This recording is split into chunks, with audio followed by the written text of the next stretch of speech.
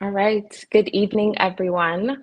Welcome to another YEP webinar. My name is Reddy Tyler. I am the program director here at YEP. Tonight we have a very different and special webinar for you all. Typically we do more focused discussions, review about a specific industry topic, but today we're joined with Nejat, who is an author who will talk us through her book, The Concept of Managing Up, as well as any other career relevant tips that would be helpful for you.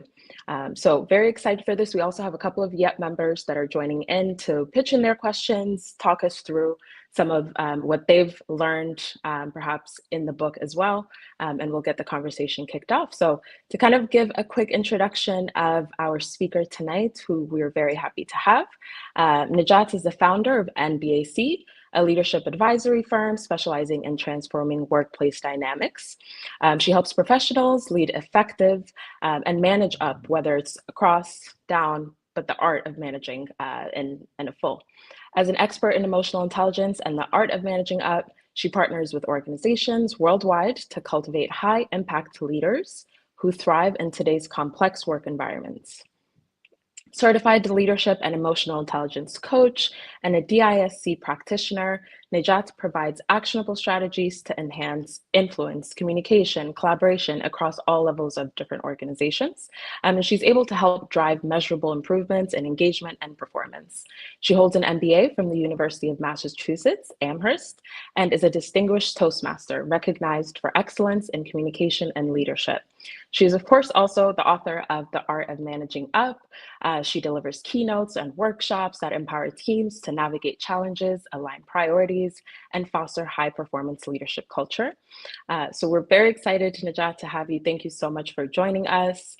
I would love to bring you on. That way you're able to give kind of a background of your experience, what led you to write this book, and ultimately walk us through some of what you feel are the best tips and tricks. And I do ask those tuning in to bear with us with the storm that I'm currently experiencing. My service could be a little bit better, but Nejat, I see you're on, so feel free to just jump right in. Thank you so much, Reddit and YEP leaders, for having me. Super excited to be here and kind of kick in. And what I want to start is maybe it'd be great to start with my story. And this was back when I first came to the US. It was end of 2009. And I remember I got a full scholarship to do my MBA. And so coming here to the US, I still remember I landed in Boston, Logan Airport. And the school that I was going to, University of Massachusetts, is 4 hours away from that airport. And I remember landing in at the airport, carrying my heavy suitcase, which is a story for another story. I had those huge luggages, but really the other weight that I was carrying was the weight of expectations. I had huge ambition and goal. And I was the first person from my family to go to college and come to the US. All of them were back in the US. It was a lot of unknowns, kind of starting from scratch here in the US. And so that entire trip, I remember sitting down and just reflecting how steep the curve was going to be for me. I had goals, but fears. It was a lot of mixed emotions. And really, I was thinking, I don't have any roadmap for success. And at that point, just like growing up, we're told, work hard to achieve your goals. And I was thinking, okay, I'm going to have to work really hard to succeed in this US, basically start from scratch when my parents and any of my connections are not here.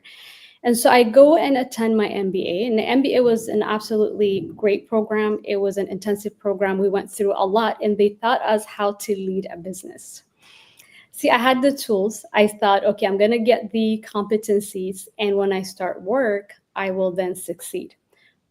But I was wrong. I started my career. I'm at this organization. I'm doing everything that I need to do in terms of working hard, but then the career progression wasn't there. I would do so much to accomplish, and the recognition, the accomplishment is not really appreciated and seen.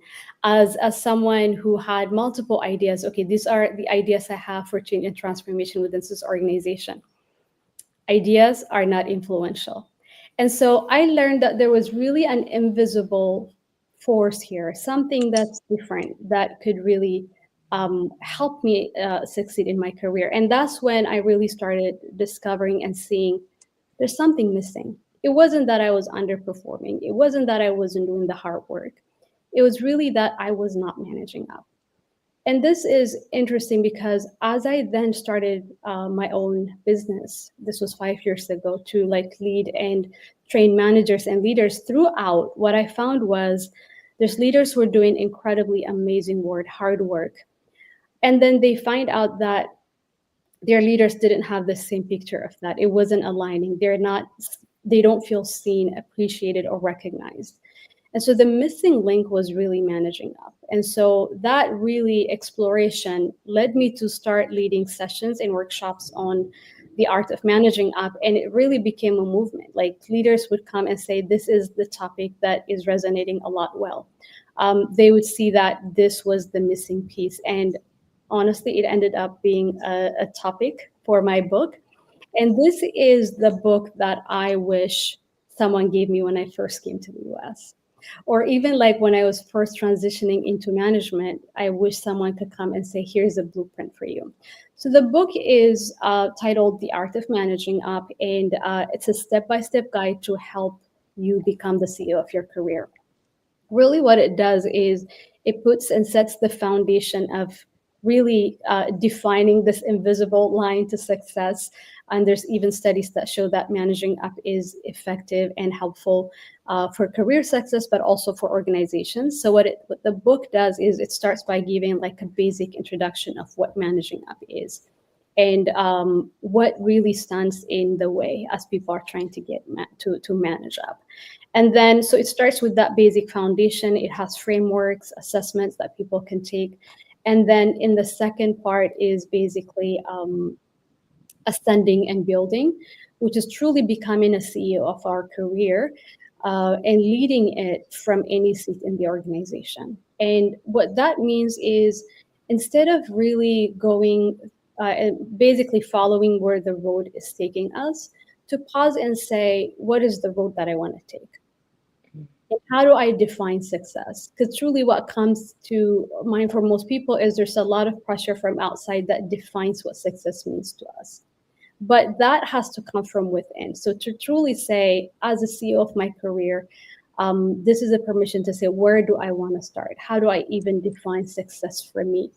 And then to have that clear definition of what it is that you define success. And then to identify what is our strength, and to use our strength and the unique abilities that we have. And I believe each and every one of us are gifted with unique skills and abilities. And then using those skills, how do we create the right environment to allow us to get to what we want to get?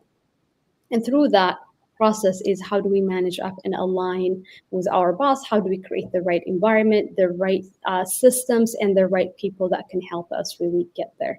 And so I'm excited for what this book has is at least helping people, and it's one that I wish I had back in the day. So that's a very short description of the book.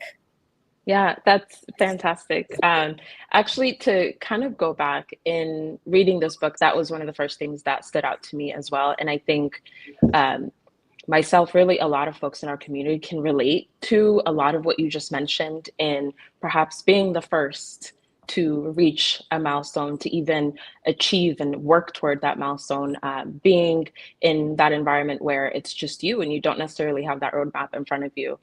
So I definitely commend you for the path that you've taken. I am curious, one question, if you ever saw essentially the concept and the idea of becoming an author in your future, back when you were making that journey and you were figuring out my roadmap, was writing a book ever in that plan? Absolutely not. And I'll tell you because I love reading books. And it's actually one especially when I first transitioned to a management position at the company I was at, I was like, oh my God, I have to learn. So I started reading one book a week because I was like, I need to learn. But never in my life had I imagined that I would write a book. I'd always read a book. I love reading books even at this point, but it wasn't one that was planned.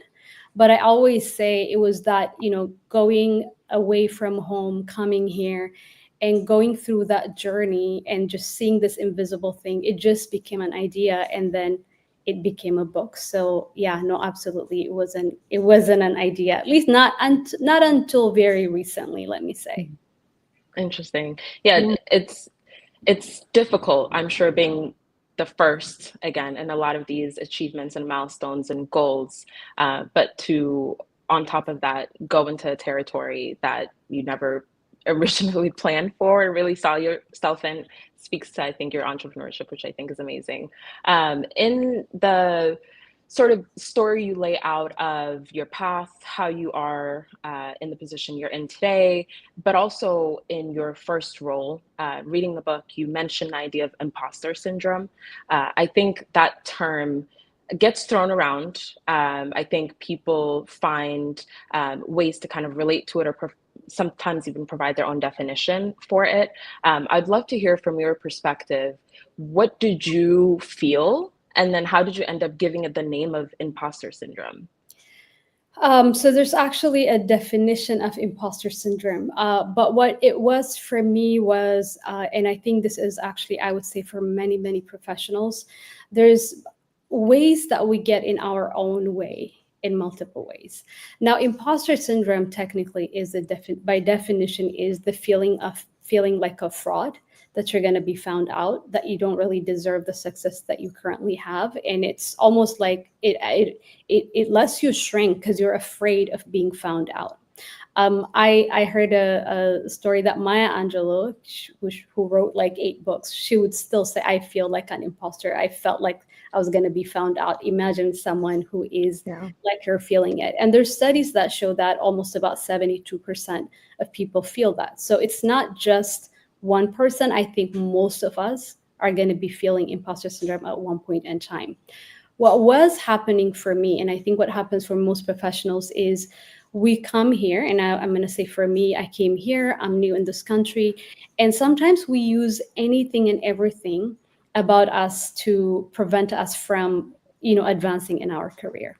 I was in an industry like financial industry, which is dominated by men, but also specifically in my company, in my team, I was the only woman.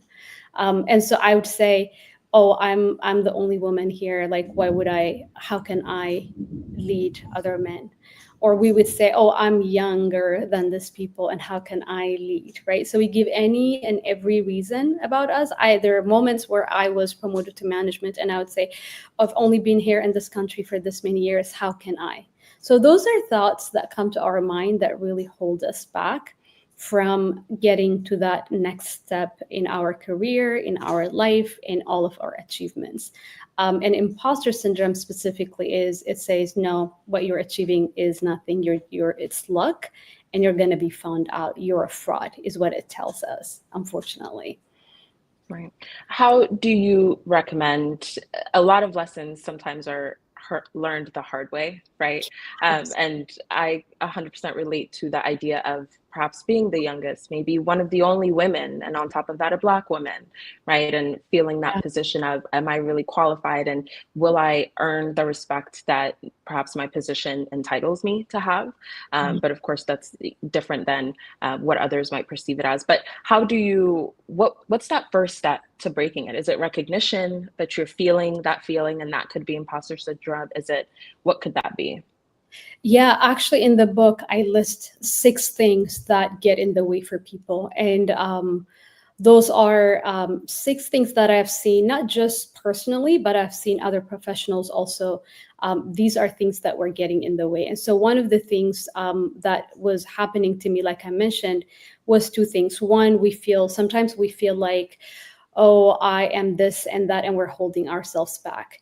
I want to tell you a story, what was helpful to me, and I think it will be helpful to a lot of people, is this all thoughts were coming in my mind saying, "Oh, I'm the only woman, I'm younger." I'm even saying like my physical, like how the size, I'm tinier than other people. How can I, right?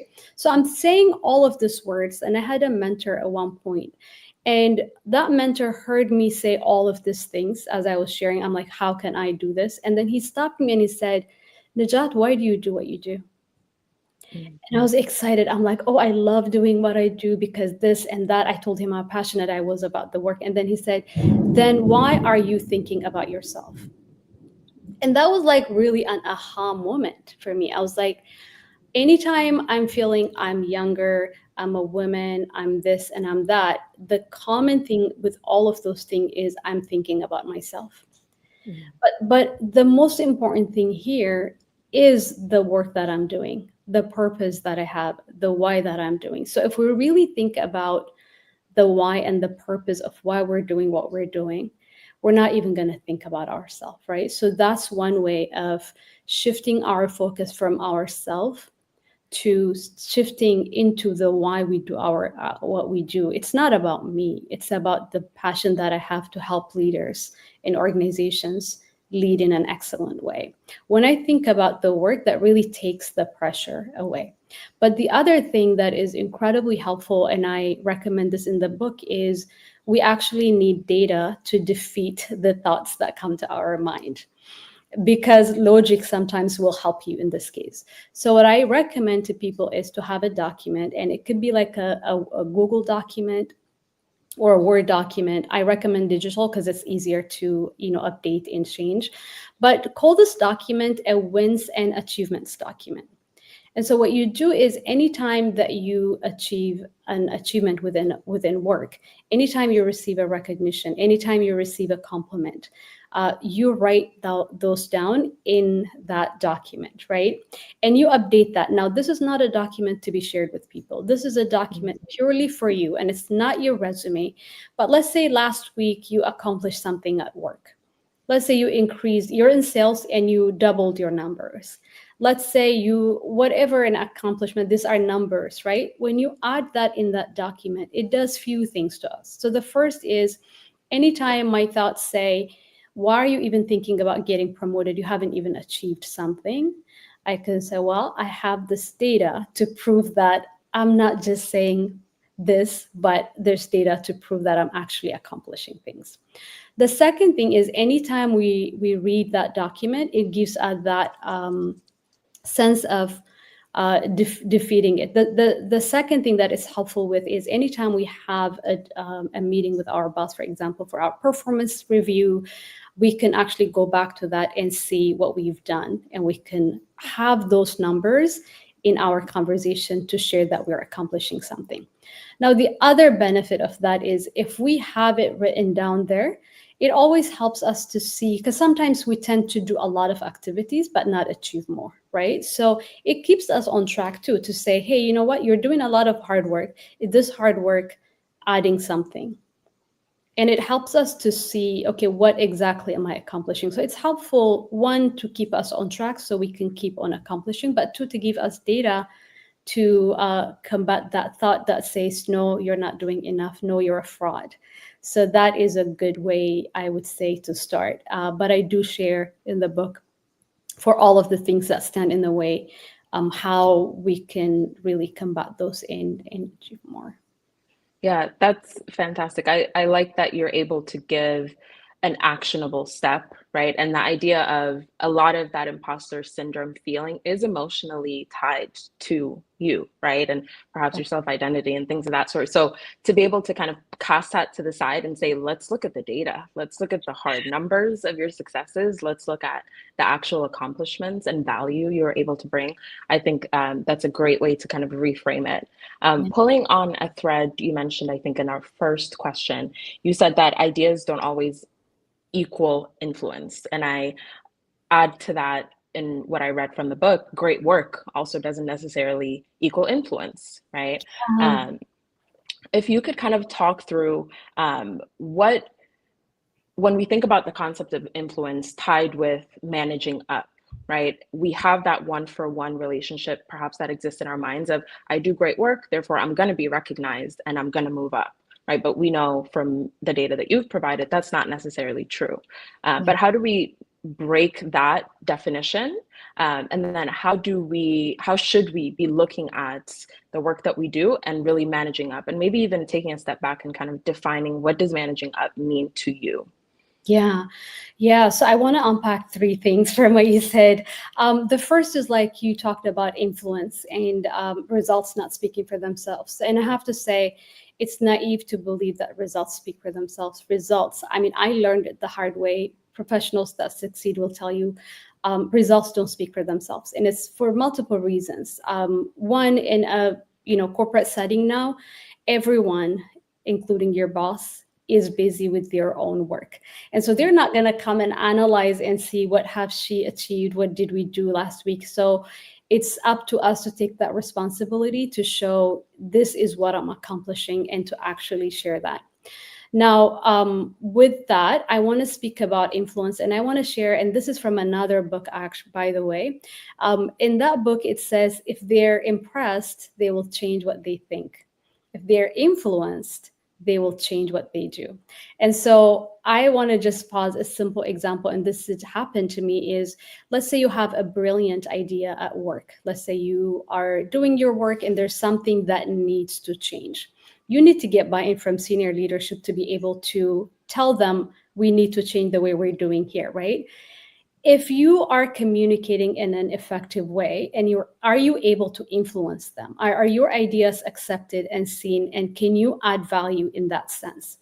A lot of people, if you're not managing up well, then you might not be influencing decision making, right? How are decisions made in the organization? And truly, let's say you know something in the organization that absolutely needs to change, but you can't convince them. That leads to frustration, right? And that's why some people say, I have so many ideas, I don't even feel recognized, because you're truly trying to contribute, but that doesn't happen. So influence happens specifically by managing up, but also as part of managing up, what I share is high impact communication. How we communicate is going to determine how we influence other people. And so the way, and communication is a skill that I think we should never stop working on. I feel like the way we communicate, the quality of our communication is the quality of our work. It's the quality of our life, really. And so how we communicate and how we are able to share our ideas, how we're able to frame the things, not only from what we are seeing it, but to take what I call practicing perspective taking and seeing it from their end, and the ability to communicate that will lead to creating that influence. Now, managing up and what exactly it is we've seen how, well, Harvard Business Review defines it as being the most effective employee you can be, adding value to your boss in your organization. But I've completely changed the definition, because I add to that is I've seen people who are adding value to the boss, adding value to the organization, but in return not receiving that value to themselves. And that leads to a broken system of, hey, you know what? I'm not feeling appreciated at this job. So that leads to a lot of people quitting their job, turnover for the company. And so a holistic way of defining managing up for me is, okay, you're adding value to your boss, you're adding value to the organization, but at the same time, you also have to add value to yourself so that it's a complete cycle, win-win for everyone. It becomes sustainable, because nothing is broken. We're all benefiting from this, and everyone is winning in this process. That is good. Adding on to that definition and the fact that it doesn't even account for, you're putting all this value out into the world and your organization, but what about what's pouring back into you? So I think it's really helpful you've been able to add that piece. You talked about adding value to your boss, or the concept of mobilizing your boss in the book. What exactly do we mean by mobilizing our boss, right? Because when I think of it, my job is not necessarily to tell my boss how to do things, right? And how to manage me per se, but what do we mean by mobilizing?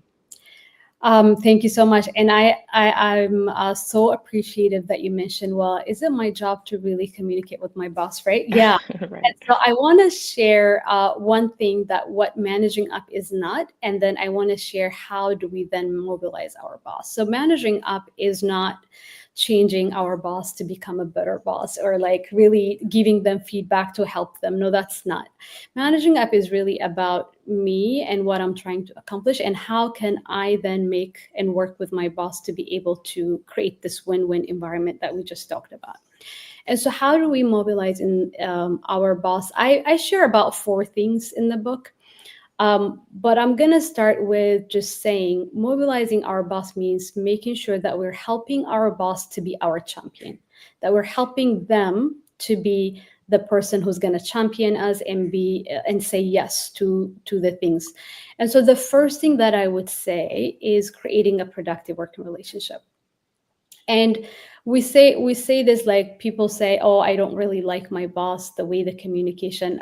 We work 8 hours at work, and I'm going to say this: for managing up, if you're going to be CEO of your career, if you're going to advance, you don't have to have great relationship with your boss. You don't have to like them. You don't have to have this amazing long conversations. But what is bare minimum requirement is you have to have a productive working relationship.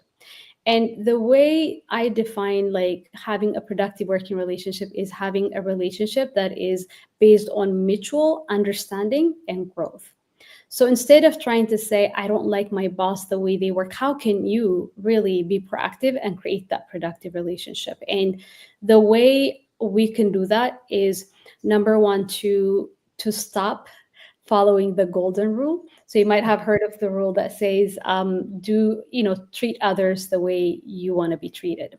And that's a great rule. But when it comes to communication, especially at work in a professional setting, we need to stay away from that, move from that into what is called platinum rule.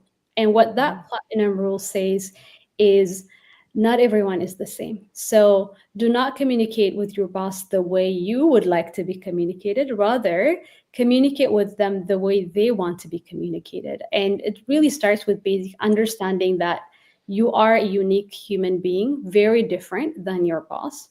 Your communication style might be very different from your boss's communication style. And so instead of just doing things what you like and assuming that your boss is also going to like that, shift that and start with an open-mindedness to say, what is my communication style? How do I communicate usually, and how do I do my work? And then be very open about and curious to understand how your boss likes to work, how they communicate, what is their preference method of communicating, how do they like to be updated, when they delegate project to you, how do they want to be asked, right? So it starts with that curiosity, and not just expecting things to work magically good, but to say, okay, I can actually make this a productive working relationship. And so understanding how we work, and then understanding how our manager works, so that we can create that productive working relationship. The second thing is really aligning our priorities and making sure that we're working on projects that are a priority, but also making sure that our boss understands the achievements and the things that we're working towards and the struggles that we're having and how we can help them. And one area that I would say most people don't make the most of is the one-on-one meetings. So there's 2 different types of one-on-one meetings, and the one-on-one meeting that we have with our boss, some people might skip it and others might have it, but it's not really effective. So I share 5 crucial conversations that every person should have with their boss during their one-on-one. And that what it does is it allows you, and those 5 things are you're sharing your accomplishments during this last week, maybe if you're having weekly meetings, and also sharing how you're solving problems, asking them how they can help you, and understanding what your focus would be for the next week. And in that meeting, you can really make sure that you're not only just sharing, but also confirming that you're working on priority projects, right? And so when we're able to do that, we can then develop a higher picture thinking of saying, not only just doing the work, but how is my work contributing to the organization and to the boss? So kind of aligning and seeing and is what I would say for mobilizing our boss. Yeah, that's great. I feel like all of what you just said culminates in, again, another thing you hit on in the book, which is just ownership of your career. You have this really great quote where you basically said, the things that we don't want, promotion, success, it does not come to us. Contrary to our desires and hopes, they don't just happen to us. It takes things like building good working relationships, understanding how to be an advocate for yourself, but also mobilize your boss to be that champion in the rooms perhaps that you're not in. Yeah. So that ownership piece is really important. What would you say in that track are, if we look at creating that ownership over your career and then maintenance of that ownership, what would you say are like one or two things that we should be focusing on or kicking things off in that creation? So in that creating, like really becoming CEO of our career, in addition to what I kind of shared, I think the important thing is honestly the basic foundation of, like you said, 100% ownership. If it's to be, it's up to me. Mhm. Yes, it would be great for someone to come and fix and just take me to where I want to go. But being that, having that mindset of if it's to be up, it's up to me, and I'm going to create the right environment to be able to achieve there. And having that inner compass and guidance instead of just following what is coming to us. So even in our career, sometimes we just accept a promotion that is coming instead of saying what's my unique strength and where do I want to go and how do I get there, right? So that's really becoming someone who is driving our career instead of just being driven by situations that happen to us, and we can definitely make it happen. And the other aspect of just is creating the right, we talked about creating the right environment and skills, but also creating the right type of people around us, right? There's an African proverb that says, if you want to go fast, go alone, but if you want to go far, go together, right? And we cannot make it on our own. And so, especially when it comes to our career, yes, we need to create the right relationship with our boss, but there's more. There's mentors, and then there's sponsors, right? And sponsors are, by the way, people who know you, who know what you're looking for, who know what your strengths are. And then in a room full of opportunity, they're saying, oh, you know what, Radiant will be a great person for this promotion. And the way things are done in a corporate setting is there, let's say there's a big meeting, people are talking about opportunities, maybe they're opening a new line of business, maybe there's a new role that's happening, and people in that room are always seeking to say who is the right person that we can promote, who is the right person that we can give this opportunity to, right? And so if we're just waiting to be promoted, that's not going to work. Our role and the way we can create the right environment is one, it starts by creating this relationship, but also making sure that everyone that we know knows our strength, knows what we're really good at, and then they also know what we're looking for. If I know Reddit is really good at marketing, but I don't know that she's looking for a new role, I'm not gonna Mhm. think of Reddit when there's a new opportunity, right? Right. So I guess the creating the right relationship is about creating sponsors, creating mentors, but also even at work, creating thought partners that would be with us and always making sure that they know what we're good at, they know our strength, and most importantly, they know what we're looking for because people are willing to help. People are willing, just as we're looking for opportunities, they are also looking for someone to give that opportunity to. And so, for those things to align, we're going to have to be proactive about creating those relationships and then maintaining them. Yeah. Creating and maintaining. I hope did I Yeah. answer? That was No, it. that's fantastic. Yeah. So just the taking that first step of the creating and then maintaining and keep, maybe the foundation of it all is just keeping that mindset of, again, that things don't just happen to you or come to you, but you kind of have to go after it yourself. So I think that's really good. I'd love to switch gears a little bit before we get into questions. And I do encourage everyone that's listening in, you have the ability to post a comment. You can ask Najat directly via the comments. So please drop your questions in there at the end. We'll be able to pull up a few and give you the opportunity to get a response for those. So Switching gears just a little bit to talk about entrepreneurship. As an entrepreneur myself, a lot of what I learned in the corporate world and kind of here's how you prepare yourself for success, and it required a big sort of shift, mental and paradigm shift, to pivot and try and find success in that area. But which of the different six ways that you talk about in the book, when you talk managing up the different types or approaches to be able to do that, what are the things entrepreneurships still struggle in, similar to how you might be hired at a corporation and face those barriers? Do entrepreneurs face those barriers, or is it you're out in the world on your own, you're doing things on your own time, on your own path, you may not necessarily have that boss that we also just talked at length about? So Yeah. how's that different? Well, first of all, congratulations on being on that journey of entrepreneurship. I mean, I completely agree. It's a very different way. It's completely different from being employed as an entrepreneur. You made that jump, and I did 5 years ago too. And so you feel like, okay, now I'm an entrepreneur, I'm leading my own business. You feel like you don't have a boss, right? Now, unless you have investors, which is a very different case, right? This is Those another kind of boss, right? That's a different kind of boss. But if Right. you're like bootstrapping, like doing this on your own, you're like, okay, now I don't have a boss. And then we think that we don't necessarily have to manage up.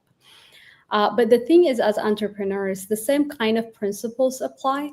In a sense, as an entrepreneur, you're thinking about your product or a service that you have. But you have clients that you work with, and you're in an industry, and you have to influence people. And so I would say the way, just because I'm going to say just because we think our product is great doesn't mean our clients are going to do the same. Mm. And so shifting from really saying how great is my product, which it has to be, right? Yeah, just like our work has to be great. When you're an entrepreneur, kind of like seeing it from your client's perspective and saying, what value is it adding to them? Yes, this is a great product that I love. I spent so much time developing, right? But is it adding value to them? And how do you speak their language of what is the return on investment? Mm. If you're going to have a client that is doing business with you, are they getting the return on investment on that? And kind of saying from their goal and what they want to do, is it adding value to them? And also not only adding value, but do they recognize that it's adding value? And the second thing is also, even in your industry, if you're trying to change, again, we talked about that influence. So how do you influence decision makers? And also sometimes you can do the work but remain visible. And there's definitely some case for that. But if you're trying to create more impact, how do you then show the work that you do so that as many people can be benefited from the product that you have? Yeah. So yeah, that's the shift in entrepreneurship. Yeah. So the through line that still exists, regardless whether you're in an organization or you're starting your own, the value, making sure that you're putting yourself in a place where your work and achievements could be recognized, and that influence component. Exactly. That is good to know. And I echo your point about, sometimes I joke, you kind of moving outside of an organization, you move from one boss to then your client kind of becomes your boss, right? And you're doing all the things to ensure that you're meeting their needs. So it's always centered around people that you're serving in that product or service, Yeah. and how well you're able to do it. Exactly. So I guess the line that I always think about is win, win, win. Yes, my product is great, but are the clients also winning by using Right. my product? If I'm trying to create an impact, is my training, for example, creating that impact for the people that I want to create? And the more I can ensure that, the more sustainable it would be, because we're all getting value out of that interaction. So Right. yeah, Yeah. definitely. Awesome. I would love to hear a little bit about your experience. I think entrepreneurship today is a big thing in our community, whether it's products or service, creativity, not every sort of sector and industry. And I know here at Yep, we value not only and want to provide resources not only for those that might be in that organization setting, but also the entrepreneurs, right? We'd love to hear a little bit about your journey. 5 years ago, you took the leap. How's that been? What kind of challenges did you face? And were they similar in the challenges you faced while at your previous organization? So in terms of the personal things, I'm going to say in terms of, the mindset or the challenge of, for example, if you are the imposter syndrome and stuff, I think they will all be the same. But the journey is very different. So for me, like 5 years ago is when I decided, actually, it's going to be 5 years now. I'm going to celebrate. Oh, congrats. But yeah, so when I first made the jump, it was really during COVID.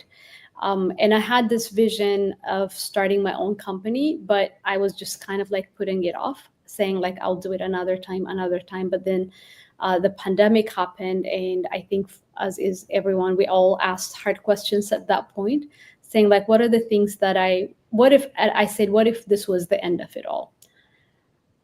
There's things that I had wanted to do that I would have regretted not doing. So then one of those things was entrepreneurship. And I was really passionate about leadership because, I mean, for me, the way I was working, even at the company I was at, I was always passionate about developing leaders, because when the leaders change and transform themselves, they can create, the right environment.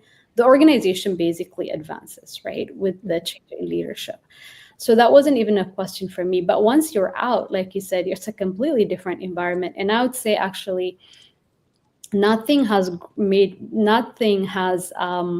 grown me like or challenged me like an entrepreneurship does. I think as an entrepreneur, you're truly working on yourself while you're working on the business, because you now have to learn. You have multiple things that you're dealing with. You've moved from just being responsible for one department. Now you're like doing everything on your own. You're starting from scratch. There's the insecurity and ups and downs of entrepreneurship. Like, how do I succeed? Am I going to make it? Do I give up, or do I go back? There's always that temptation of going back to what is familiar. I would say, I think one thing about entrepreneurship is we really have to be comfortable being uncomfortable, because that's most of the time but then truly, I mean, like, if you are the CEO of your career, being the CEO of your career also, and then CEO of the company, maybe if you're the only one, it really then becomes, okay, where do I take this business? And the managing up aspect is, what can I do so that I'm not only thinking I'm adding value, but I'm actually adding value, and my clients also recognize that. So it doesn't matter how great of a product you have if there's no one to use that, or there's no one that thinks that it's adding value to them. Then how do you ensure that win-win cycle continues? Yeah, absolutely. So there's a lot the same, but also different. So important to understand, all the nuances of it. All right, so I'd love to move into some questions at this point. We have a couple of our YEP members that will come onto the stage and pose a question here for Nejat. And I do encourage those tuning in, please drop a comment, whether it's on Facebook, LinkedIn that you're tuning in. We'll be able to see your question and get it answered. So I have Dania here from our YEP team, who I'll bring on stage. Dania, if you wanted to ask some questions to Nejat. Hi, everyone. I'm a YEP Career Development Coordinator. And thank you so much, Nejat, for being with us today. I really enjoyed the session. One question that I do have for you is, what would you give someone just starting out in their career? If you had like one key piece of advice to give them on managing up, what would it be? And what are some common pitfalls or mistakes that people make when managing up? Thank you so much. So managing up, and this is something that I actually I'm like still exploring, is what stage of our career we're in will really determine how we manage up, right? So for someone who is really starting their career, the basic thing that I would say is, as you're embarking on your career and on your journey, take the mindset of okay, I am leading this. So that ownership aspect, instead of waiting for opportunities and waiting to be recognized, to really take a proactive measure of saying, where do I want to go? How do I define success? And what is the right environment for me right now? And I think it's different for different people in different stages, but for younger people who are just starting their career, the most important thing might be just to learn as much as possible, right? Explore different areas, learn as much as you can so that you can know what is really your strength. And I would say start with also knowing your strengths. There's a lot of assessments that they can take to see what areas are you really good at, so that you can hone on those and find an area where you naturally shine, and you can then work on your strength instead of getting to maybe a work environment or a work field where your strengths are not really at full play. So I would say start with that mindset of ownership and then assessment to really find out your strength and what you're uniquely gifted at. Thank you. You're welcome. All right, we also have another YEP member, Maron, who I'll bring on. Please go ahead and ask your questions. We have the time. Yes, thank you so much for this. This has been very informative. I had two questions. The first one is for people who are in large organizations and who might not have direct control over their, choosing the leader that they will be reporting to, because it will shift from time to time. How do you approach one being like, and similar to like consulting jobs where you have to move from manager to manager, how do you maintain that exposure to, because you're having different leaders at times? And the second question that I have for you is, especially for people who are tenured, how do you manage up, or how does managing up change as you're trying to get into the senior leadership roles and executive roles? Because I think that it might not be the same as the ones that you're going to be using while you're entering the workforce. Thank you so much, Maron. So like the first question, which is a consulting or short term, like let's say for 6 months, you're working on one project and you're working with a specific person, and then the after that it ends, and then you're moving on to a new project, new team, new environment. I think the common thing in all of those is that openness. A very proactive individual, and this would I would say this, see how the work environment and the culture is, right? But a best practice for most leaders is to say, hey, I'm in this new team. Having that initial introduction to say, hey, I am excited to work on this project. I just wanted to find out. And this is like an open communication to say, how do you work? What are your preferences? And sometimes the thing that we miss is we think that it's going to be known to us, instead of just the best way to know how someone prefers to be communicated to is to ask them. So that simple communication, say, hey, I work with different types of people. I wanted to know, what is your communication style? Do you prefer if I update you via emails or in person or meetings or phone calls? Hey, as I work on my projects, what's the best way to give you updates? Or if I have questions, would you rather I wait, solve them on my own and come to you, or should we discuss, right? So this is to kind of assess what their leadership style is, what their communication style is, so that you can create that productive working relationship. And if anything, I would say the fact that you're there for 6 months, they know that you're a new person. This is a great opportunity to actually create that one-on-one meeting to say, hey, I would like to know, because I work with different people. So that's an opportunity, the best way to ask them. I recommend in the book that we have a document that says how to work with me. This is what I do, but I would not recommend sharing that document, because it sounds like, hey, this is how I work. You do it my way or not, right? But to really take that openness, and actually people appreciate that. And great leaders actually do that. They have a meeting with their team and they say, hey, I tend to give, I have an open door policy. So anytime you have a question, come to me, right? But if you don't have a leader that does that, that is where the proactivity comes into play for managing up, to say, instead of just assuming, I'm actually going to have that open conversation. It takes some sort of bravery, but hey, that's what managing up is. What was your second question?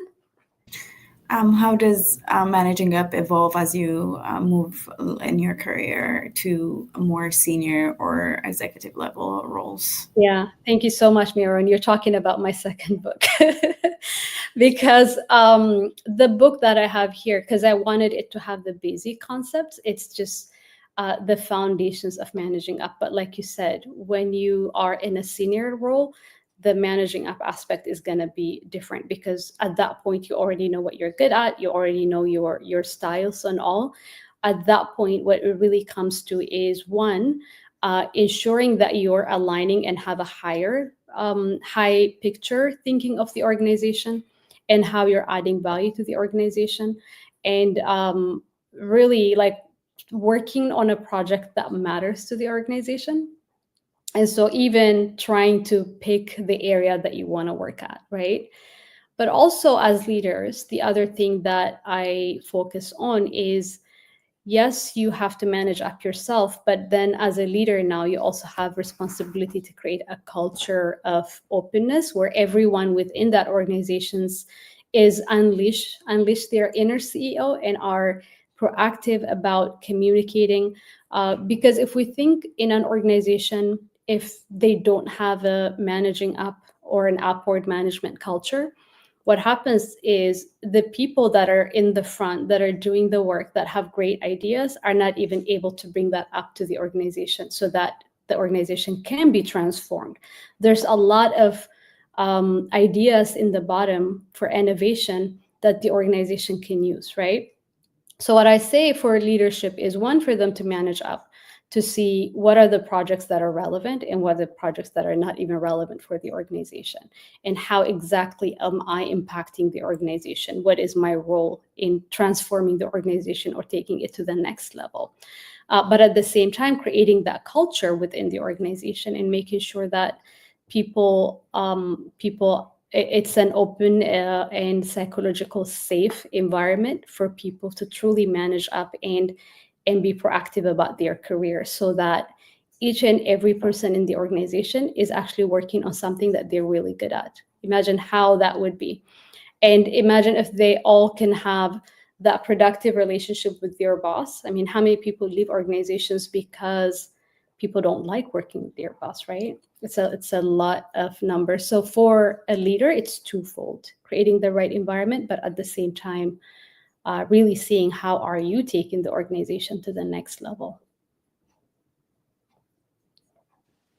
Fantastic. Thank you so much for your thoughtful questions, Maro and Janae. I really appreciate you.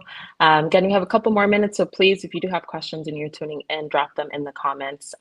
As we're doing that, Nejat, I want to give you just the last couple of minutes to, you've shared so much, and I think from every different level, every perspective, and we greatly appreciate it. If there was one or two key takeaways from this discussion that you really want to make sure people internalize and understand and are able to walk away and apply it immediately as soon as tomorrow, right? What would those one or two things be?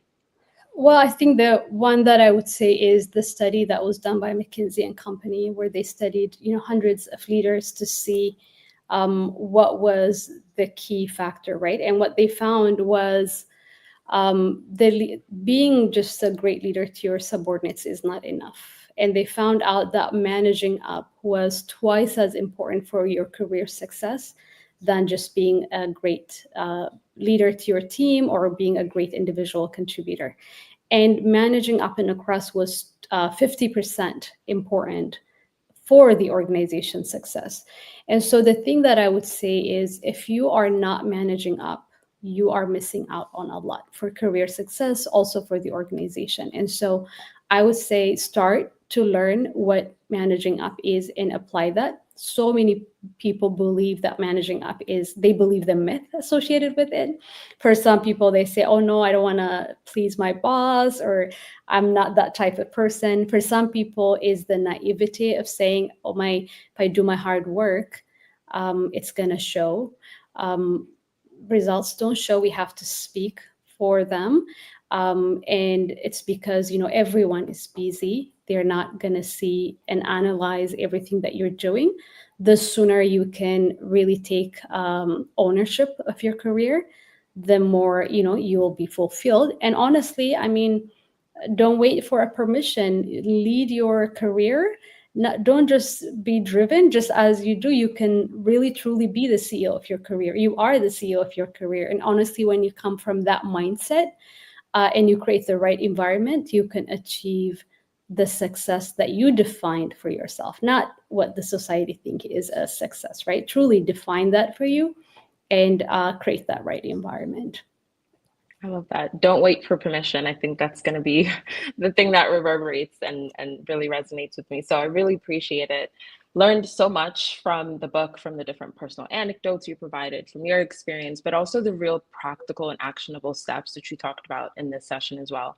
So really appreciate you, Nejat, for giving us your time, your expertise. I want to do a couple of plugs before we wrap up. Please do follow us on social media. And Nejat, I want to give you the floor to also share with us where people can reach out to you and contact you and keep up with you. But please do follow us at Yep Networks across different social environments. We have a lot of coming events in the summer, certainly in the fall. So we'd love to see you not only in these virtual sessions, but we'd love to see you in person. So please do keep up with us there so we're able to see you. As part of this career development and to keep this conversation going, I encourage everyone, keep up with our LinkedIn. We're really pushing to ensure that we're posting resources, essentially providing and bridging that gap that exists. So please follow us on LinkedIn, register for our career newsletter, Elevate. You're able to register for that on our website, yepnetwork.org/career development.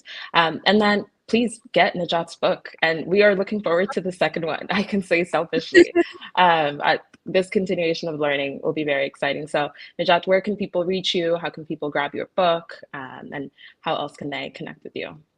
Well, first, thank you so much, Reddit and everyone, Miron, Gina, and every Yep leadership for having me, and also for what you do, right? Our community needs you. This connection and just bringing us all together is definitely helpful. So I appreciate you for that. For anyone who would like to stay in touch with me, LinkedIn is the best. So you can follow me on LinkedIn, actually connect with me on LinkedIn. So that we stay in touch and you hear about what I share. I do share a lot there. If you are specifically interested in learning more about what I do, or you want to bring the art of managing up to your organization and all, you can also email me. My email address is Nejat, Nejat, at nbac.com. So n-bac.com. And you can purchase my book on Amazon. So awesome. It's there. Yeah, so that's what I would say. And thank you for having me today. Fantastic. Thank you all so much. Appreciate your time. Those that tuned in. Again, thank you, Mara and Dunia, for your really thoughtful questions. This has been an amazing one. And hopefully we'll be back here again soon, Nejat, with the second book and keep the conversation going. So thank you all so much. I hope you all have a great rest of your night. Take care. Take care. Bye.